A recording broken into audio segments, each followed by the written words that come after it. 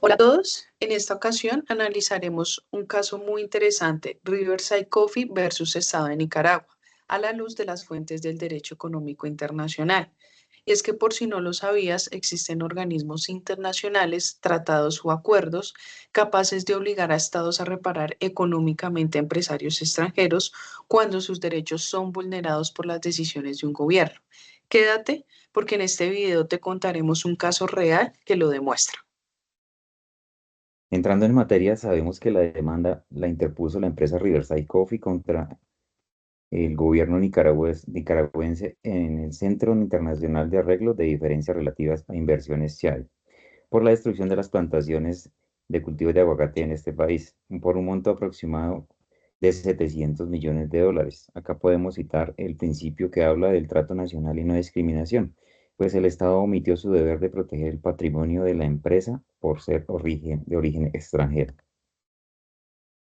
El caso implica al gobierno, pues según la empresa hizo caso omiso a su deber de brindar seguridad. Aquí vemos cómo entra en juego una costumbre clave del derecho económico internacional y es la obligación del Estado a proteger a los inversionistas en su territorio. Esa práctica que los países han aceptado durante años hace que brinde seguridad y esto no es solo un gesto sino que es un deber jurídico incluso frente a actos de terceros, como sucede en esta ocasión. La invasión de paramilitares inició una especie de invasión sobre los predios donde estaban las plantaciones de aguacate. Es importante resaltar que este no ha sido el único caso donde el Estado nicaragüense ha estado involucrado. Para el caso que nos ocupa, la demanda está dirigida contra el Ministerio de Fomento, Industria y Comercio de Nicaragua, MIFIC. Esta tiene fecha de registro en el CIADI el 2 de abril del 2021. Hacemos referencia entonces al tratado que se convoca, el CAFTA, que indica que es el Tratado de Libre Comercio entre Estados Unidos, Centroamérica y la República Dominicana, como base legal para la protección de inversiones y solución de controversias. Para entender mejor el litigio, vamos a adentrarnos en el foco del problema. Para mediados de junio del 2018 se iniciaron las invasiones a los predios de la empresa. En esta fecha fueron unos 300 paramilitares sandinistas, según lo que denuncia la empresa. Se tomaron la parte alta de la Hacienda Santa Fe, resultando una pérdida total de las plantaciones, semilleros y pérdida por venta y consumo de la propiedad Riverside Coffee. Pasaron meses, incluso años, sin que las autoridades nicaragüenses tomaran acción hasta solo el mes de agosto del 2021, cuando ya estaba en curso la demanda, es decir, que se vio durante un buen tiempo una práctica común que es intentar resolver los conflictos mediante negociaciones o mecanismos amistosos. Ahora sí, sin embargo, las autoridades de Nicaragua desalojaron a los invasores, la propiedad no ha sido devuelta al representante legal, pero pues no quiere decir que del todo no se llegó a una forma de resolver. Veamos qué hizo por parte de la empresa inversora. Sobre la demanda, se evidencia que para mediados de agosto del 2020 la empresa intentó resolver el litigio de forma amistosa en MIFIC a través del Departamento de Controversias como organismo competente para dirimir esta petición, sin obtener resultados positivos. Es así como 7 meses después se emite una notificación de arbitraje donde la parte demandante reclama daños y perjuicios y daños morales y aquí se asignan los tres árbitros que fueron propuestos, uno finlandés, uno belga y uno británico, a propósito de la designación de los árbitros y la composición de las comisiones de arbitraje que están codificadas en el articulado del Tratado Constitutivo del CIADI que fue creado bajo el Convenio de Washington de 1965. Durante este proceso se desarrollaron 6 sesiones donde los testigos de la empresa afirmaron que el Estado permitió que paramilitares sandinistas tomaran, destruyeran y saquearan la Hacienda Santa Fe.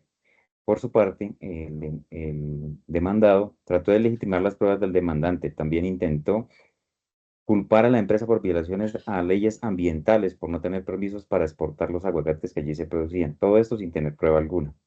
Su defensa estuvo creada con informaciones faltas de sustentos. Lo que sí quedó en evidencia son las acciones del Estado que constituyeron posibles violaciones de derechos conforme a la ley local. Probablemente existe una violación generalizada de derechos, pues se logró evidenciar que no hubo un trato justo y equitativo conforme al derecho internacional. Actualmente estamos a la espera de la decisión que se tome en el CIADI. Sin embargo, se habla que en el caso de que haya el fallo, este sea en contra de Nicaragua, empezando porque como costumbre, si un gobierno expropia bienes o adopta medidas que los priven del valor, deben pagar una compensación adecuada. Este no tendría otra opción diferente a cumplirlo en su totalidad, donde ya es conocido que el régimen de Daniel Ortega no es protagonista por acatar las normas internacionales, al contrario. Aquí es a donde vemos que, aunque el discurso de Daniel Ortega es antiimperialista, su gobierno mantiene activo este tratado de libre comercio con Estados Unidos, que es el instrumento principal de este caso.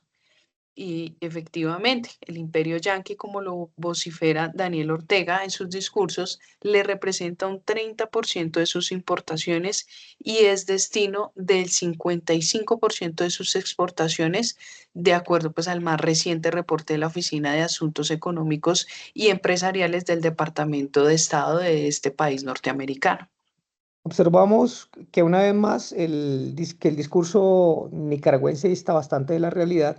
Supongamos que el régimen desea cambiar el dólar estadounidense por el yuan chino.